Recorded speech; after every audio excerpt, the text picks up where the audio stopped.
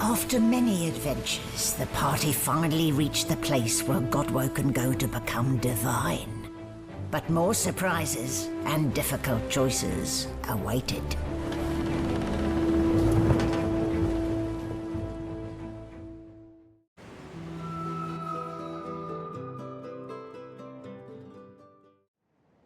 Come, come, Quercus. Here we are, the Nameless Isle.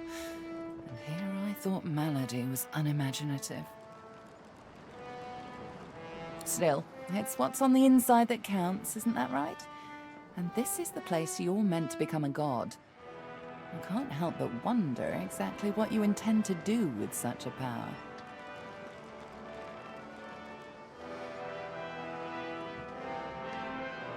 All the better. Power is best wielded by those who have no desire for it. You will do well, I'm certain of it. You'll want to hurry now. Divinity is waiting, after all.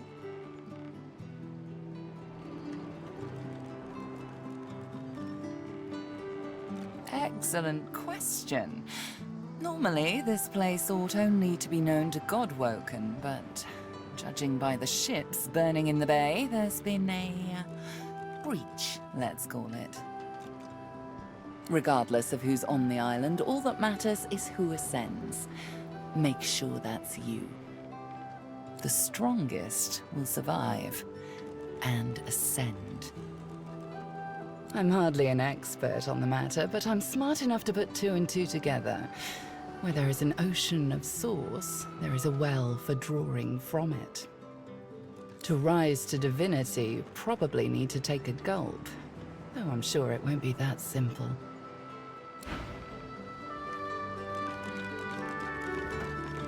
Sebille slides her hand in yours, makes your heart skip a beat with her particularly coquettish smile. I've something I need to tell you.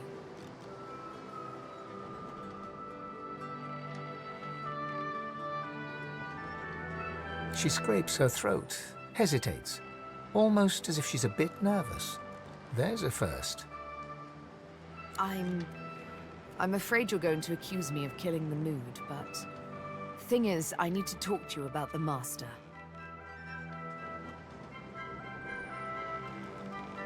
No, not anymore. Or so I hope. My dear, sweet boy, I've grown to trust you. More than I've trusted anyone since I've had names on my skin.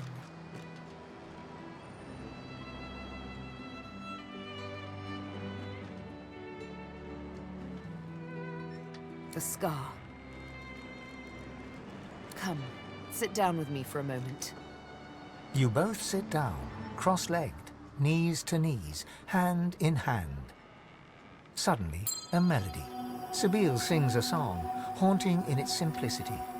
She uses no words, sounds rather. It's beautiful, yet somehow menacing. This is my scar song. It's all the Master needs to make me his slave once more, unless your voice opposes his. I will soon confront him, with you by my side. My life and my liberty I place in these soft, strong hands of yours. Will you sing?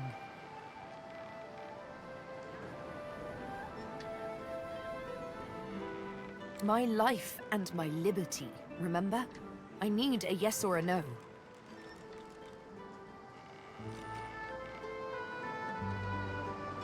Thank you. Her cat's eyes close as she leans in for a kiss. You kiss. It's sweet and wonderful. You wish it could last forever. My word. You both get up and smile to one another warmly. When you hear a sound in the distance and turn to look, Sebille pats you affectionately on the bottom. Adventure calls, but I say we do this again sometime.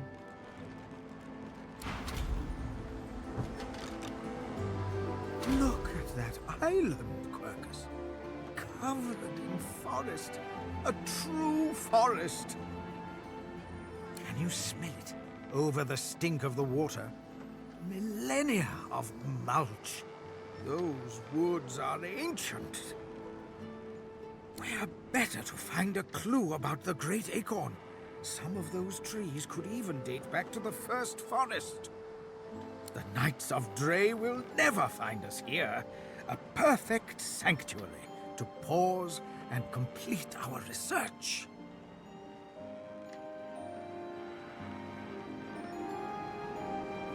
There's no rest for the wicked, Quercus. And even less for those out to save the world, it seems. Somewhere on this ancient isle, there must be a clue that will help us stop the Acorn. We must tread carefully. I'm sure such a wonderland will be dangerous, but at least it should be free from the Knights of Dre. What would we do, Quercus? Why, we'd make them sorry they ever left their mother's nests. Anyway, we have something for your new best friend. The squirrel reaches out and hands you a piece of bark covered in tiny, scratched handwriting. Something I discovered in your lizard friend's basement. She won't miss it, but use it well.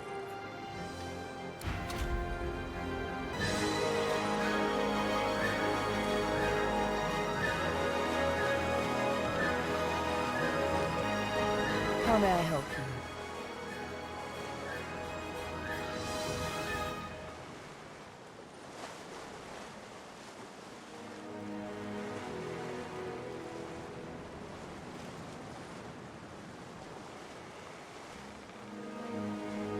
Ah, yes. I am the Prime Scion. A revelation that came quite out of the blue, which is somewhat ironic, considering I'm supposed to be our people's foremost memory keeper. Quite slipped my mind, though. A slave scar will do that to a girl.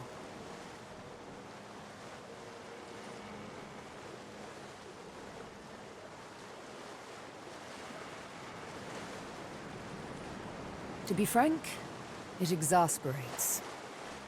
She looks down, an uncharacteristic cast of melancholy passing over her face. Gods, I was so young. Imagine it, to sit enthroned under a vast forest canopy, to look down upon a crowd of thousands, their bodies aglow with countless rays of golden light falling through the leaves. You hear their voices as one. One mind, one thought, and it's your name they incant, as if the word itself were magic. Sebille. They said it like I was the cornerstone of their existence. Isn't that silly? I didn't even know myself.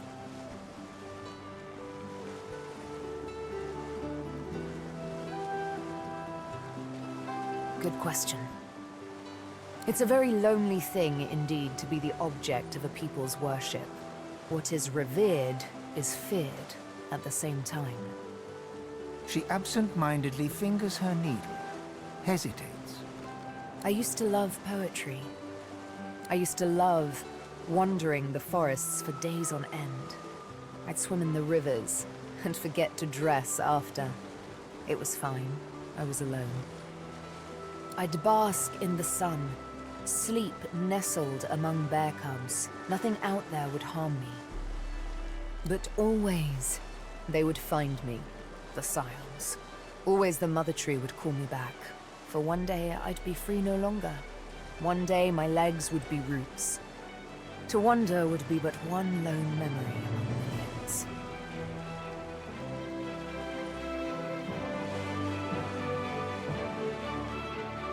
Clearly not. Though I must admit that even to sit on that throne amid that eerie crowd, destined to become leaf and bark, was not so dreadful a prospect as what came next. When I decided to run away from the Mother Tree with only the moon for my guide, it was a terrible journey. Soft-leafed branches became vicious like whips. Moss-bedecked rocks became sharp like the stone axes of old. I grew weary. I was bleeding. In pain, and how I gasped. when for the first time an animal eyed me with malice and growled. That is when I heard them. The whispers and the taunts, the low howls of men. The snare cut so deep. The blindfold, it made me panic. The dark.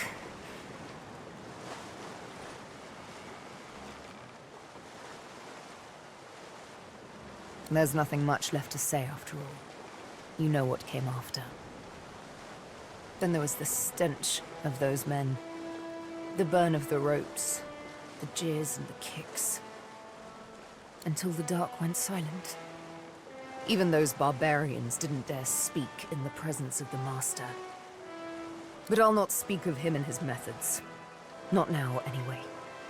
If ever.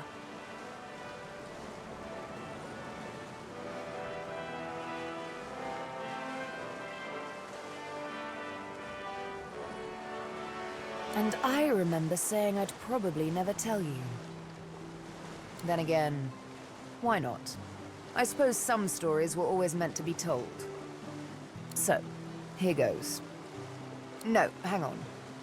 She retrieves a small flask from her backpack, uncorks it, and takes a big swig. Tears stream from her eyes as she offers you the flask. They're tears of joy, I assure you.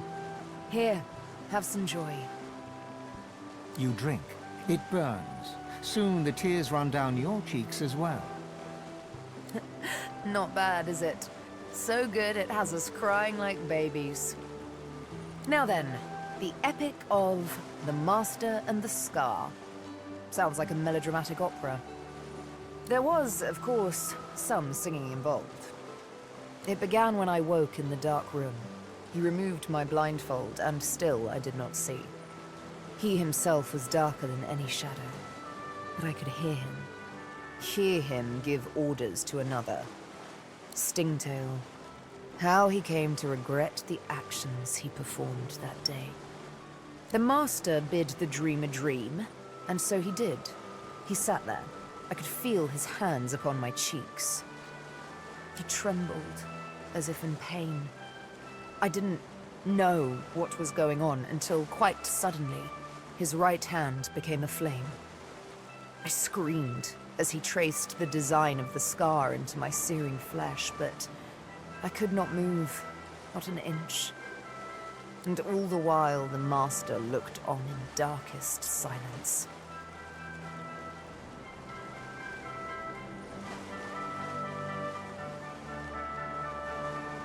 No, I'm quite all right, but thank you. So, once the scarring was over, and the pain began to fade, the training began. With words, whistles, snaps of the fingers even, the Master could make me obey his every command. Young, strong, smart. You know I don't exactly lack in qualities.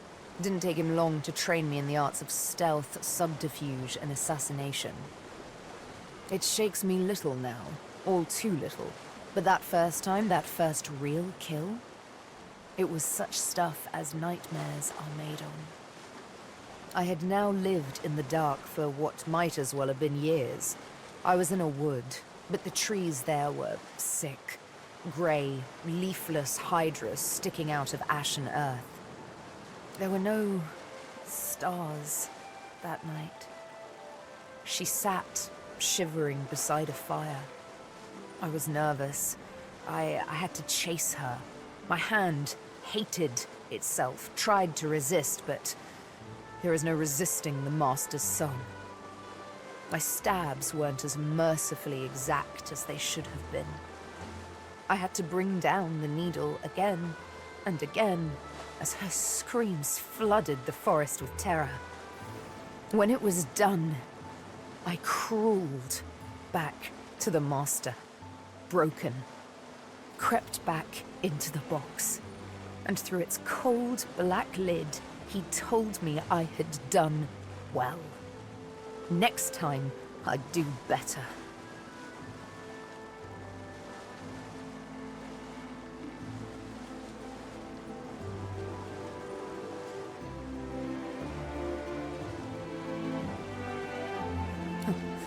You understand me completely.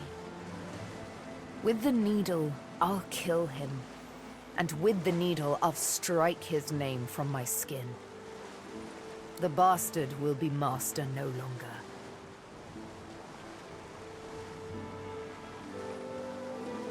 Oh, honey, you should be. It was a trust not lightly given, I assure you. The mere recollection of this tune, it haunts me. Sometimes, in dreams, I hear it whistled, and I fear it's real. I fear I'll never wake up again because it holds me enthralled in the night. And when I think of what it made me do, it's enough to make me want to flay whoever sings it. She pats your shoulder awkwardly. But darling, no need to tense up so. I'd never do that to you. Well, not unless you'd attempt to sing the song before we meet the master. But you're far too smart for any such shenanigans, aren't you? Of course you are. Now then, on a more serious note, how about a kiss? Come here. A kiss, a sweet, stolen moment. See? I told you we should do this again sometime. The very best. She cocks her head ever so slightly and eyes you as innocently as a kitten. Why? Don't tell me you disagree.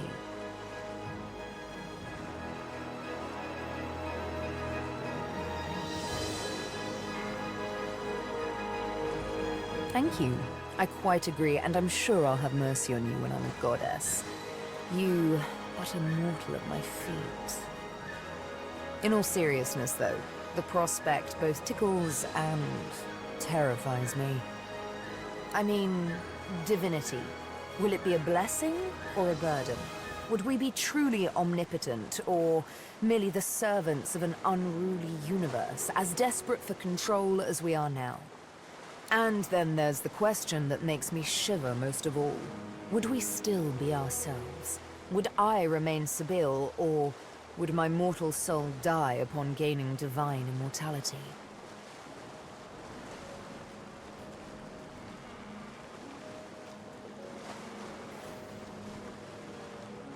Take the plunge and don't look back, huh?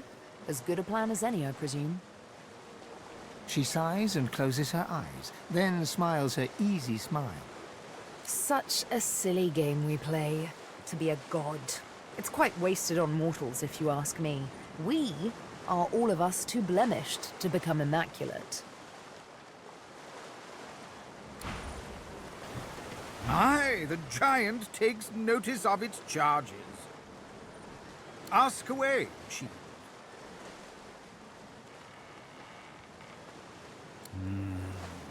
How to explain it, Quercus? Do you think giants understand chivalric orders? Can they conceive of honor, of faith? Oh, Quercus, I am not talking down to it. Quite literally the opposite, in fact. I just worry it won't treat a group of mystic squirrel knights forming a doomsday cult dedicated to ending the world with a giant acorn with the seriousness it deserves.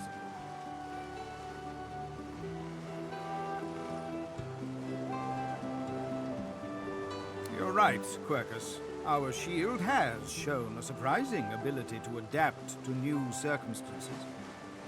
We should give it the benefit of the doubt. The thing that you must understand about the Knights of Dre is that they are utter fanatics. Nothing matters to them but the return of the Great Acorn and the destruction of the giant races.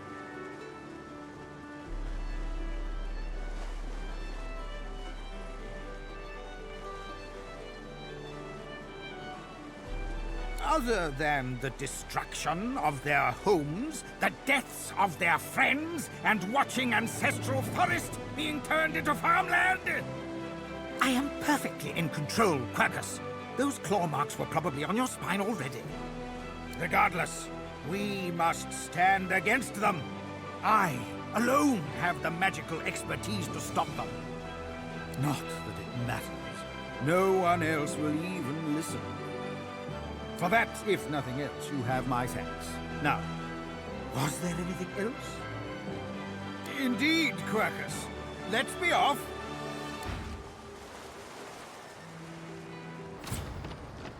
Tread carefully, my dear. Those are black ring banners that I spy on the shore. I studied the tablet that you so generously provided. It showed me everything I need to know about creating a functional Swornbreaker. Once I have that, I'll be free of the Covenant. And free to spend the rest of my days with Mahalli. See those structures further inland? Remarkably like those from the caverns of the Black Pits, aren't they? Should you discover the parts needed for a Swornbreaker, please bring them to me. I'll make it worth your while. Also, you will likely encounter sworn followers of the God King on that island, I suspect. I would avoid combat if possible. Death can be less than final for them, if the God King wills it.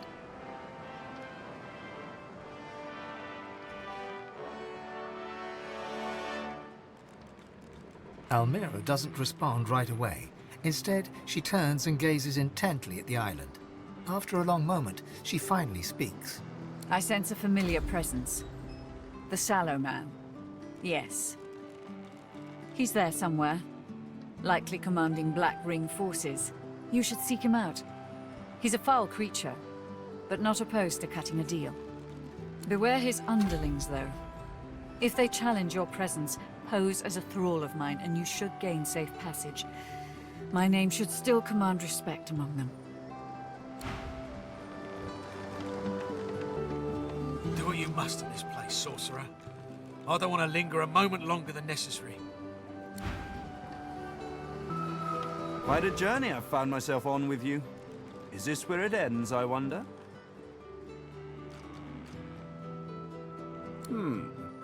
Dangers indeed. You can almost hear the sounds of battle when the wind shifts correctly. And where there's battle, there's bound to be mercenaries. Gleku Duma, the words of the lone wolves. No doubt my former comrades will have them in their employ. Speak their words, and you might pass. Speak their words, and you might pass. Consider it a token of my thanks for the assistance in retrieving anathema.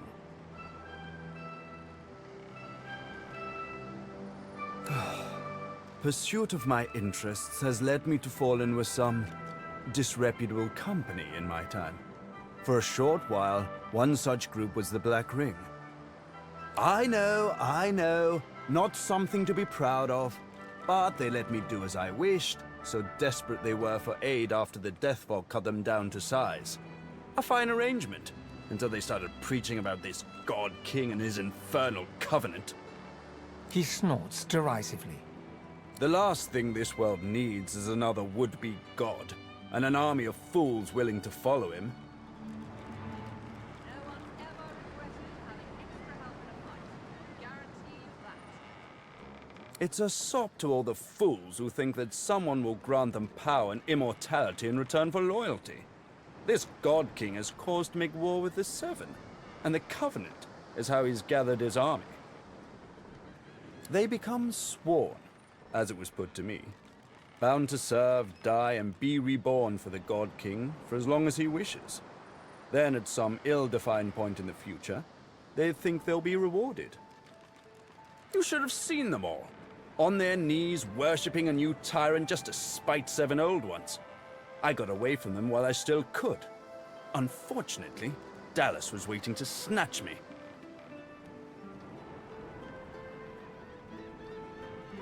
There's a clue in the name.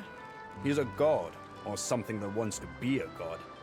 Continue to march to the Seven's beat, and I'm sure you'll find out exactly what he is. They're all the same, you know. Tyrants, liars, carrion birds. The best thing would be for them all to destroy each other and leave the rest of us to live in peace.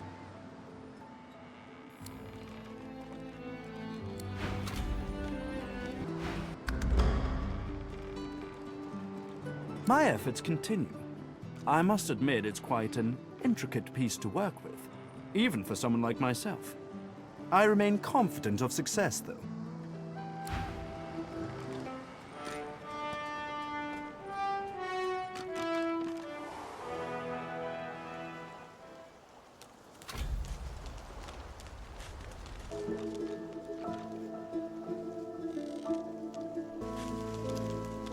You're a young magister, devoted to Dallas. You fight alongside paladins. The Order united in battle, fighting the Black Ring as in the Great War. It's the proudest moment of your life, and then it's the last. These bodies have been purged. Who could have done this?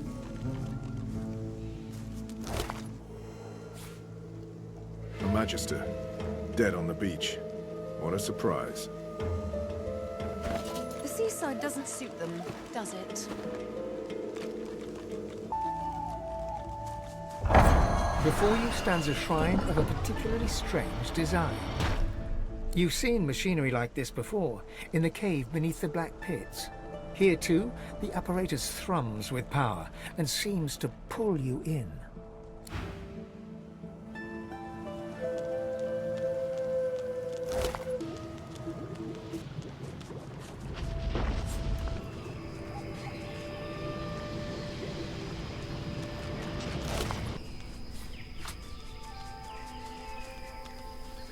I've never seen ruins like these.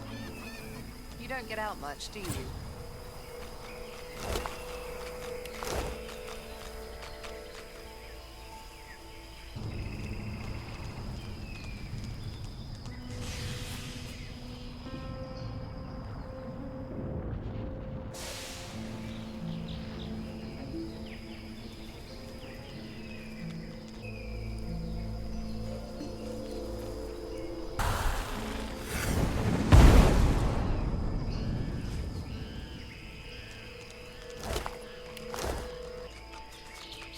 Black Ring. Could they be doing the purging? The plot thinnens.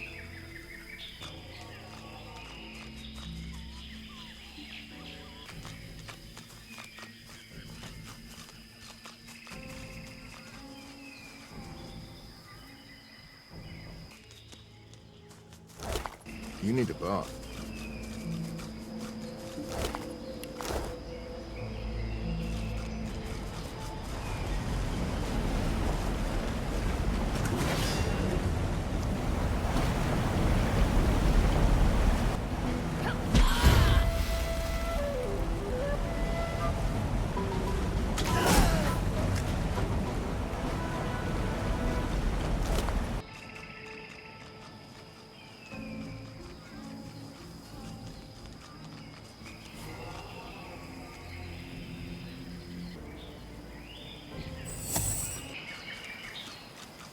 A hulking Black Ring captain glares at you with his one eye.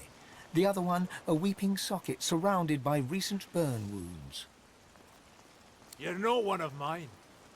You're not from headquarters either.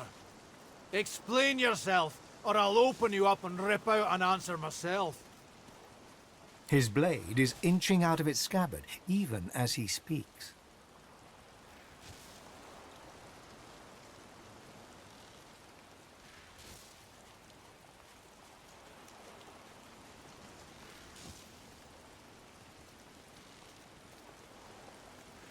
The captain forces the parts of his face that can still move into a scowl.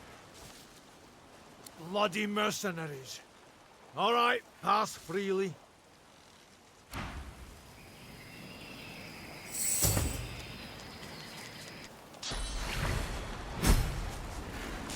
The Black Ring captain gingerly dabs a rag at the secretions from his socket, growling with pain. He sees you approach. What? We had orders to storm the Orc Temple and tear it down. But that place is riddled with traps. Lost half my men. Lost my eye. That conjurer was sent to help us. She's flooding the temple with seawater. Not good. It looked like we couldn't manage. But the next one, I'll take if it costs me every soldier under my command.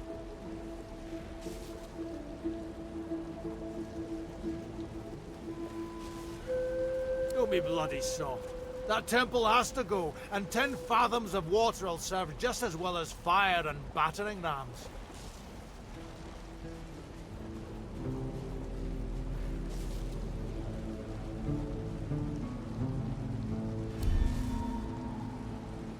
We don't move from here. Not 1 inch. The Sallow Man wants us here, so we stay here until he says otherwise.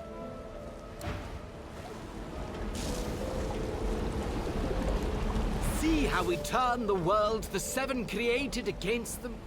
We drown their very temples with the oceans themselves. The God King will smile upon us.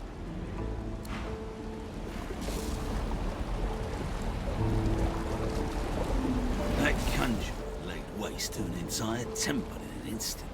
After we bled ourselves dry trying to take it.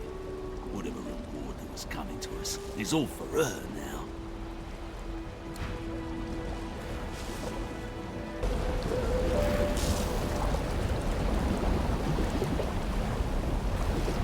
Hard to fathom such magic. But it's right before your eyes. The conjurer pays you no heed. She has eyes only for the portal swirling ahead under her control. It hungrily consumes the sea upwards like a waterspout.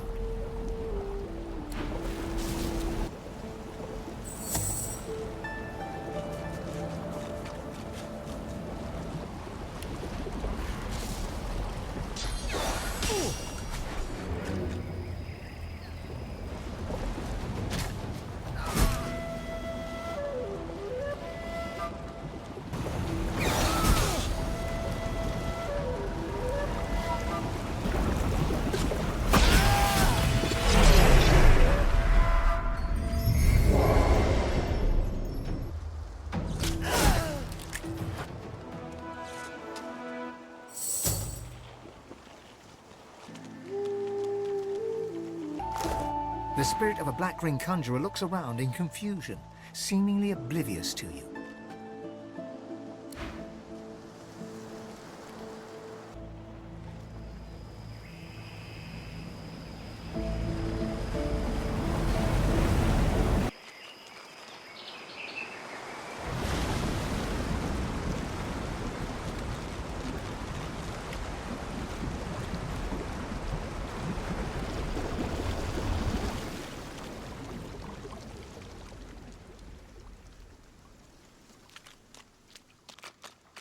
A saltwater crocodile looks around, seemingly disoriented. It spots you. Where'd the water go? Why does my head hurt so much? The crocodile glowers at you blearily. That only works with alligators. Now leave me alone. Ugh.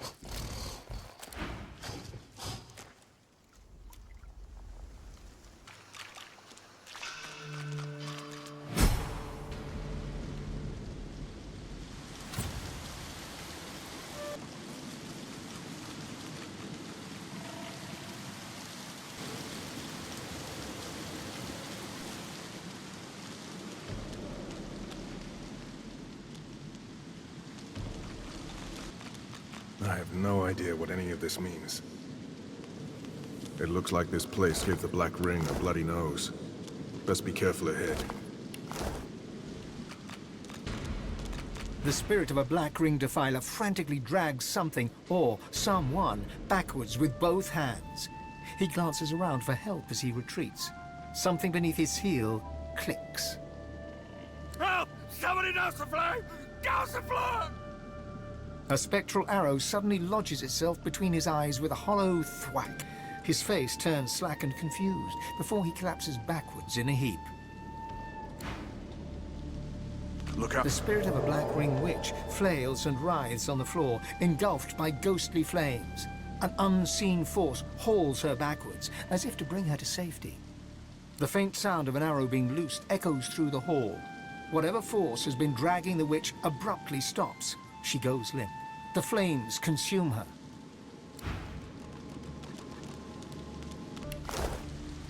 Careful. I've spotted a trap.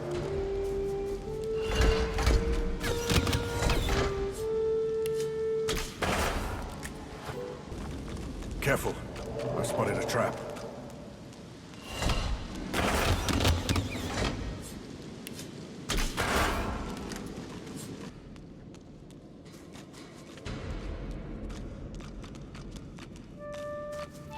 I've spotted something.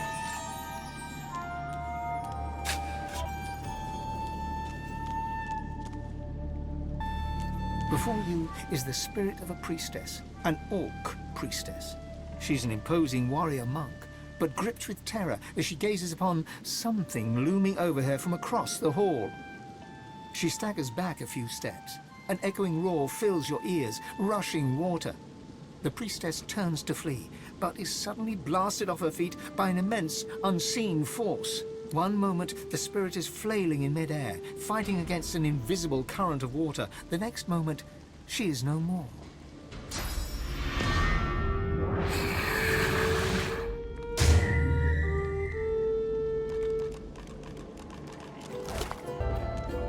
Kneeling before the altar is the spirit of another orc, a priest.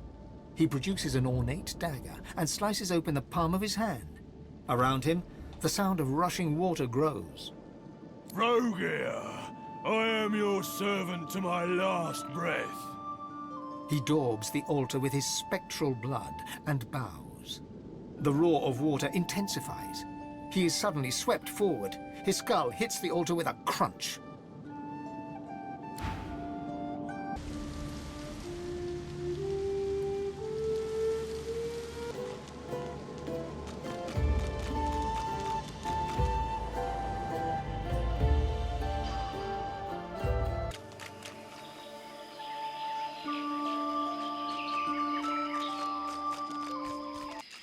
Magisters and paladins, all dead.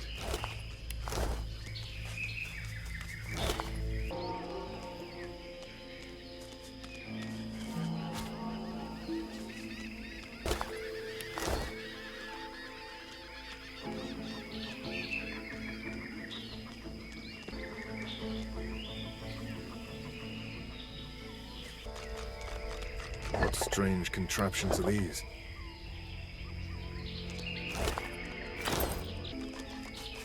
The ghost stares right through you, a horrified look upon her face.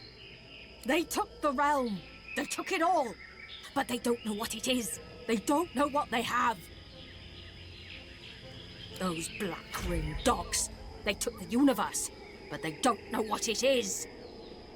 I pray they do not think to try to use it. She turns away.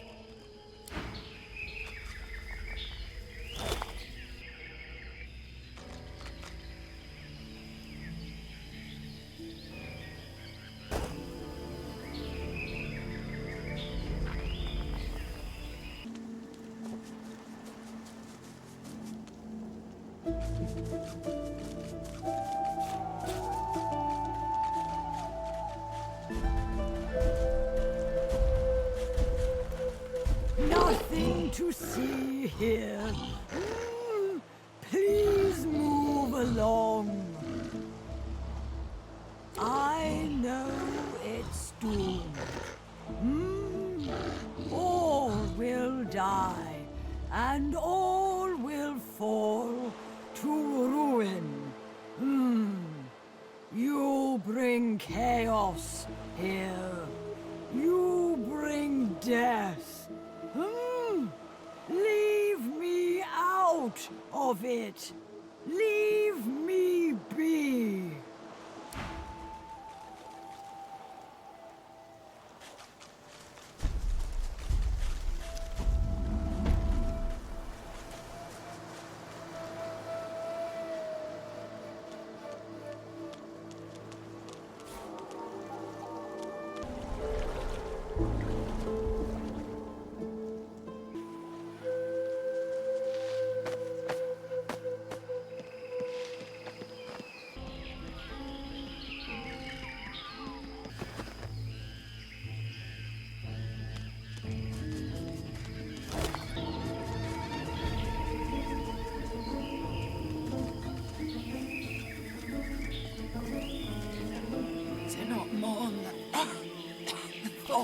my child.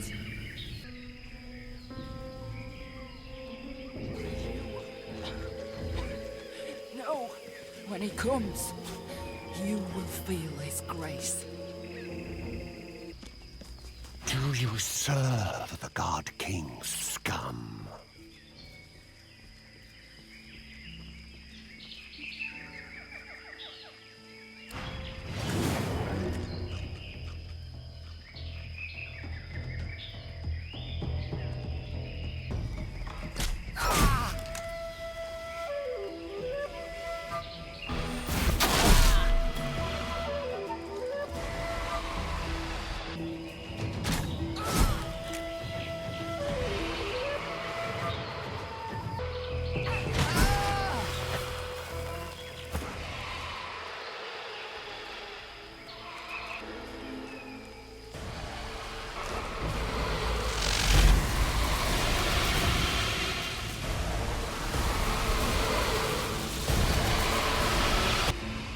The temple must hold. The temple must hold. The temple must hold. We held them off. We held them off. We held them off, and Alexander was saved.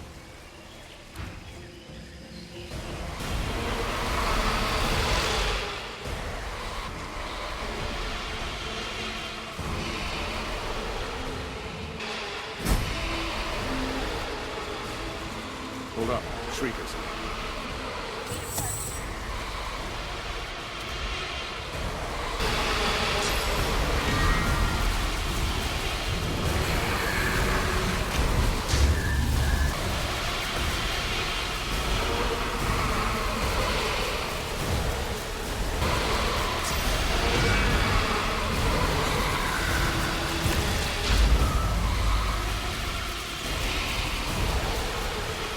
Stop! Explain yourself!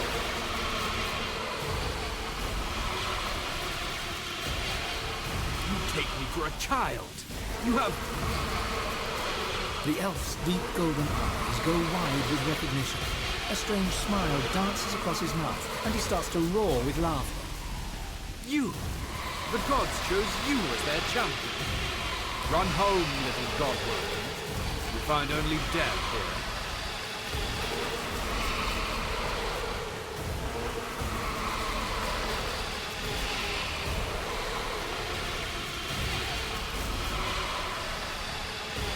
You speak loudly, young godwoken, but I see only a barking dog. You are not worthy of this temple. Leave. Run back to your hearth. Cower there while death searches for you.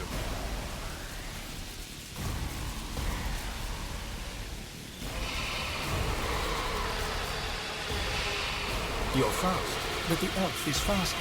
His hand whips out, deflecting your weapon like a leaf on a breeze. His eyes are deadly serious now.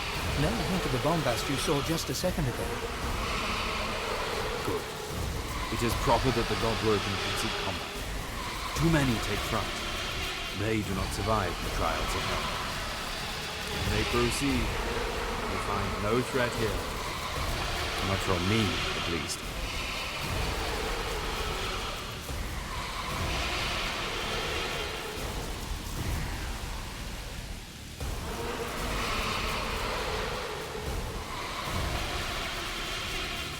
The elf raises a bushy eyebrow. One demands from one's lessers. I am your equal, godwoken. Once, I stand where you stand. My gods chosen, fighting to be the divine. The trials do not kill, but neither do I triumph. Another becomes divine, and I remain here to serve Tercendelius and protect his chosen.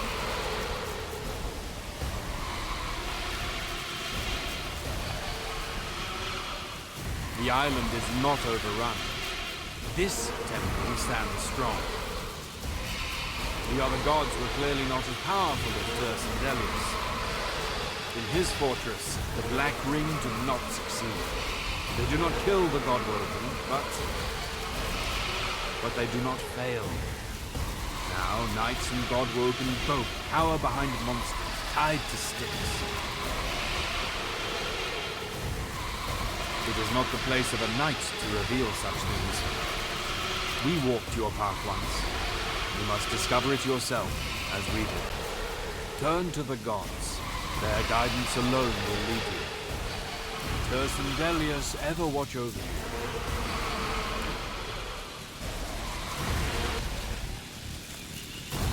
The spirit of a hulking black ring warrior lurches right towards you, brandishing a spectral great axe. The spirit of the warrior storms right past you, his axe raised over his head. Suddenly, you hear the echo of a shriek, and something blasts right through the warrior's torso, like he was made of parchment. He topples forward, a gaping hole visible in his back. The spirit doesn't react, still playing dead in his little death reenactment. His performance abruptly ends, and he is gone.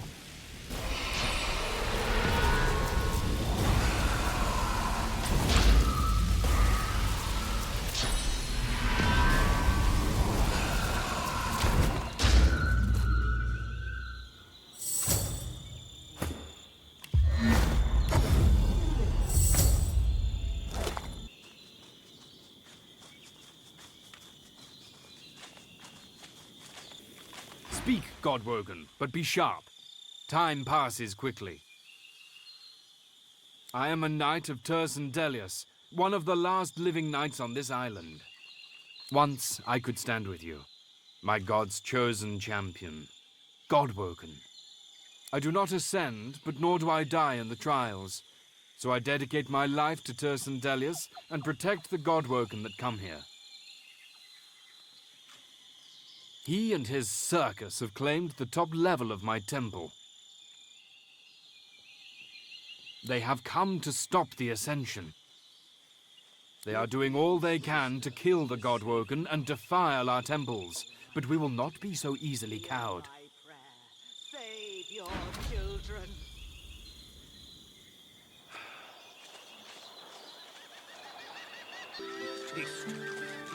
Make trade. The creature runs a black tongue across its maw while staring at you hungrily. For a brief moment, you see row upon row of jagged teeth stretching right back to its gullet. A distant, hungry place. Your war draws me. Make trade, or leave. A customer. Perhaps you'd like to trade. Find something to safeguard your... His lascivious eyes flick over you to skin-crawling effect. vulnerable flesh. A distant place called Nemesis. I couldn't resist the lure of this world, though. Such bloodshed and despair truly does loosen purse strings.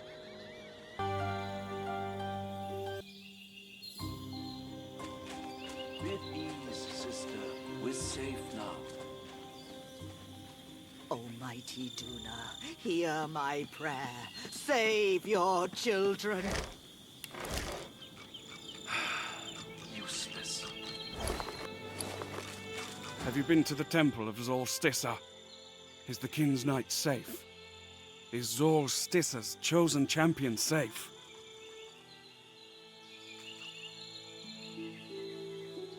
Good news, at least for now. I thank you for your kindness. I shall pray for my kin's deliverance. He lowers his head, closes his eyes, and silently begins to pray.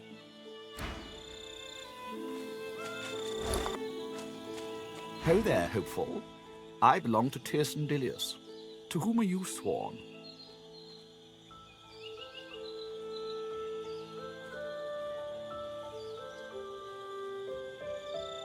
From within you comes a jab of protest. Can I interest you in a short discussion about the merits of Terce and Delius, the poet of the woods, the god of the elves, and others? Inside you, Terce and Delius issues a groan that leads you to suspect he has no idea who this lizard is.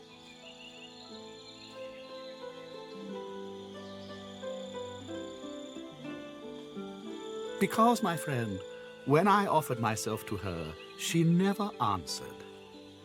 I was God-woken, and I failed her.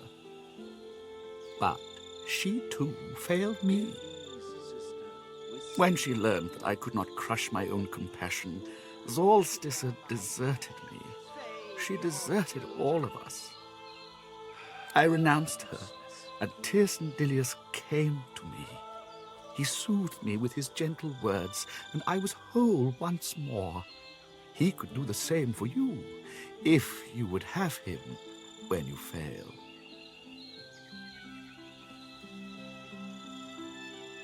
I prayed to the altars of all 7 gods, all across the island, and pledged my allegiance. You must do the same, and hope they hear you. But most of all, you must be ruthless, where I was not. I prayed to the altars of all 7 gods, all across the island, and pledged my allegiance. You must be ruthless, where I was not. If it may help you, I wish you well. The priestess is oblivious to you. Instead, she's locked in frantic, desperate prayer. Almighty Duna, save your children, deliver us from the void. Almighty Duna, save your children, deliver us from the void. Almighty Duna. The elven priest fervently prays. Tell us what to do, brave Tirsen Dilius. The Black Ring are on the threshold, and yet they fear us. I know it. They fear who we are. They fear the elves. You tell him his enemies are right to fear the elves. All should fear the elves, for the elves will rise. He must listen to his leaders. He must be ready. The time is near. The voice finishes with an aside. The elves will rise and follow you. When you are all-powerful, when you are divine.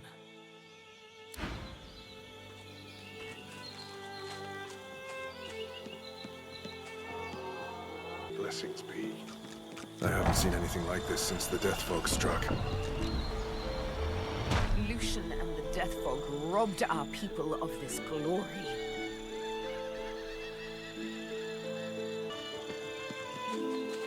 Eyes closed, the tiger seems to be praying. I am the last of my hide, my stripe, my streak. All of us but I fell dead in the mist when the true legs had their war. I pray to thee to bring us back, to save us from our end. She cocks her head to listen to a voice you cannot hear. If the covenant be in good faith, O black-winged god, and all the forest tigers shall return, then I shall accept your...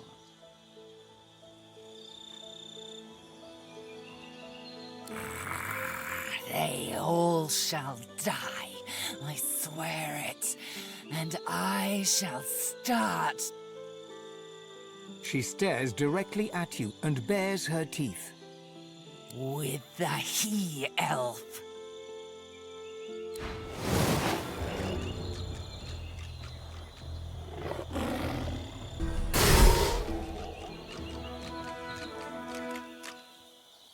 The ghostly tiger bares her teeth at you, a triumphant glint in her eye.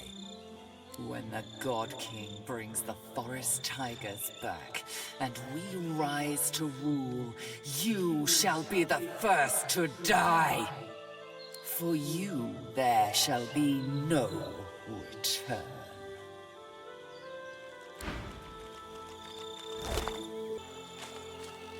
The leaves of the altar rustle, a gentle murmur on the breeze. You lean in, a sweet smell wafting around you, the smell of fresh wood, of blooming flowers, of a gentle summer's night.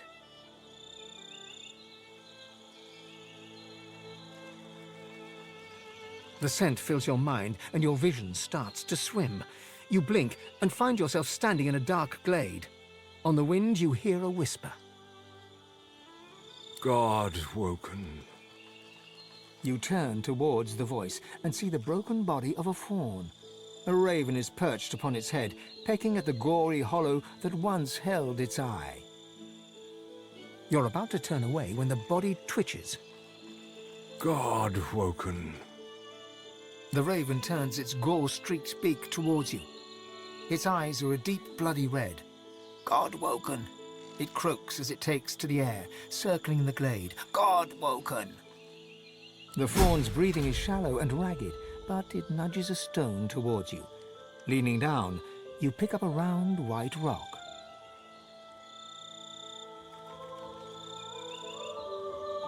The deer's breathing is labored, its mouth moving in vain. You lean in close, and it whispers, "Run." As you pull back from the dying creature, you feel a cold, heavy thump on your shoulder. You look up into the fierce red eyes of the raven. "I see you, God-woken," it croaks. "I see you." The blood-flecked beak lunges at your eye, and you feel it. You feel it tear through the lid, through the jelly, and crack against bone. You stumble back, grasping at your face. Your eyes are fine, but the altar is changed, with a crescent moon hacked into the wood. As you leave, you can't shake the dull, thudding ache in your eye.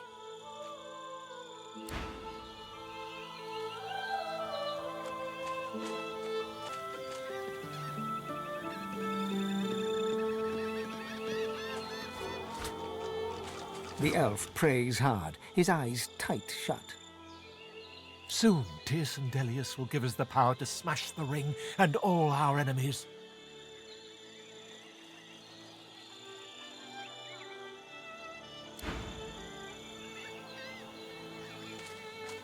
Godwoken, the mother tree calls you. Follow the spirit. Climb to the heart of the tree. The mother awaits.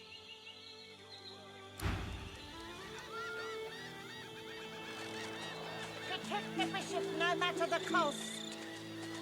I am ready. Magisters, lower your weapons. Gareth, listen to me. I have heard enough! Your words mean nothing to me, Alexander. Protect the bishop no matter... I will have your head, Seeker. Be at ease, Magister Rowe. Weapons down. Gareth, I have done you a grave injustice. I was deceived, and I was too weak, too naive to see it. Alexander holds his hands outwards towards Gareth, his blade resting flat across his palms, a gesture of goodwill and peace.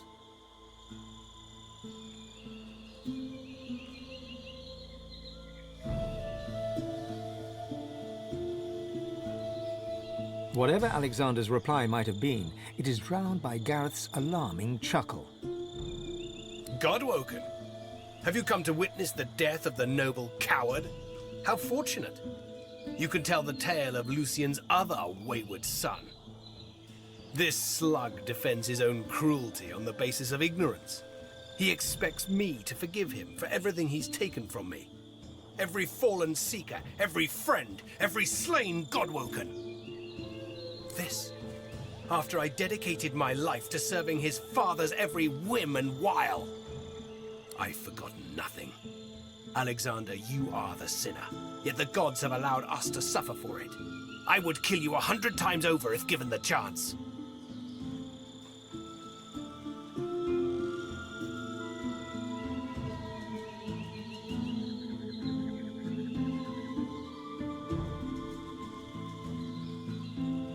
This is your end, Alexander.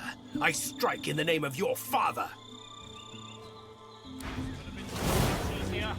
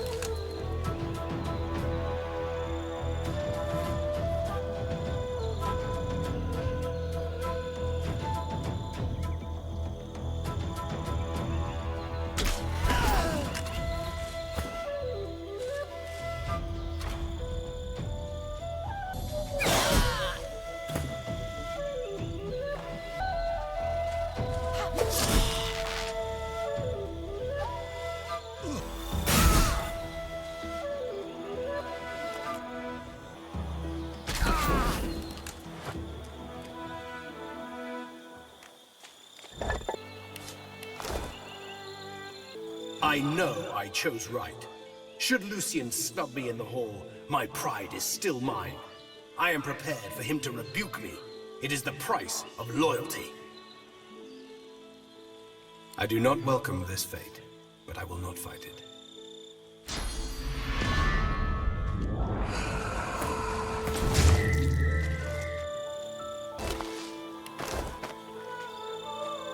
The spirit of Alexander looks bitterly dejected. He turns to you. My journey has ended, but the world still needs a divine, even if it's my murderer. Tell me, have you learned how to enter the council yet?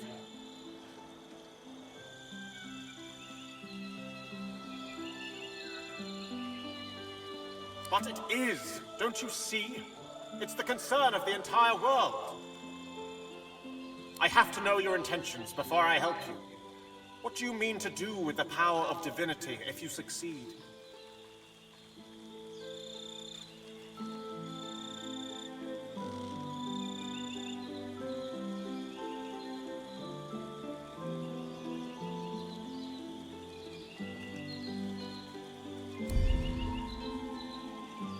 Alexander shakes his head slowly. You are not worthy. I cannot bring myself to help the likes of you.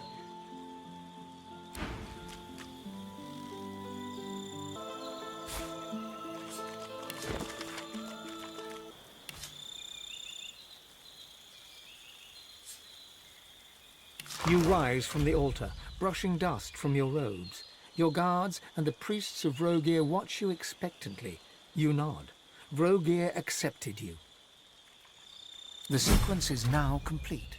Ralik, Rogear and Zorstissa worshipped the sun, while Tyr Sendelius, Duna, Xantetza and Amadia worshipped the moon.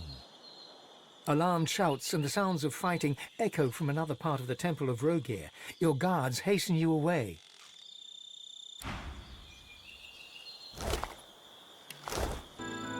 I have nothing more to say to you. Enter the council of your own accord if you can, but don't look to me for help. Alexander's spirit clasps his hands together in prayer. It is cut short, and he is no more.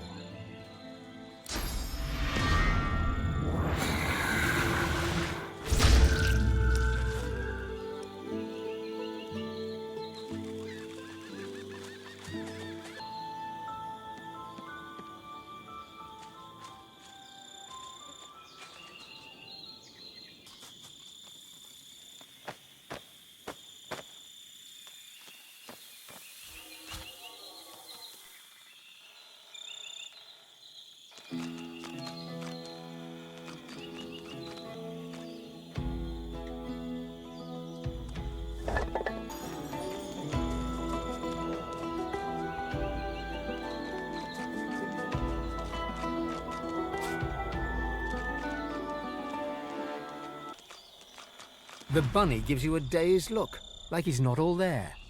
Yeah, wow, what a shock, yeah. Huh? What? Oh, hi. So, yeah, hey, here's the thing. Don't get too close to the sticky out thing with the shape thing near the door. Thing's dangerous. What a shock. Bye.